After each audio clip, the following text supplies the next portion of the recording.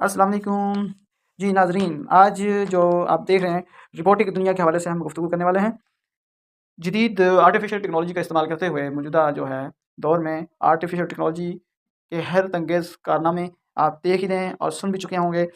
और ये भी आपके सामने एक मौजूदा रोबोटिक सिस्टम इंसान इस कदर तरक्की करता जा रहा है कि वो जो है अपने लिए आसानियाँ पैदा करता जा रहा है। और आने वाले दिनों में रोबोटिक सिस्टम बहुत ज़्यादा आम हो जाएगा और इतना आम होने का ख़तरा है कि इंसान और शैतान परेशान है इस हवाले से कि हमारा क्या बनेगा। कि इस टेक्नोलॉजी की बदौलत अगर आर्टिफ़िशियल टेक्नोलॉजीज़ की मरोड़ मिन्नत जो है फ़ायदे अपनी जगह पर, लेकिन ख़दशात भी अपनी जगह पर। आप देख सकते हैं इंसानी खौल चढ़ाकर भी रोबोट सिस्टम चाइना ने डेवलप कर लिए हैं, जो कि होटलिंग और दूसरे मकासद के लिए फैक्ट्रीज़ में और बहुत सारे दूसरे मकासद के लिए उनका इस सिक्योरिटी पर्पज़ के लिए इस्तेमाल किया जा रहा है। और बड़ा ही ये सूदमंद भी है और इससे जो है वर्कआउट बहुत तेज़ी से हो जाता है। सिक्योरिटी के लिहाज से देखा जाए तो ये वेल बैलेंसिंग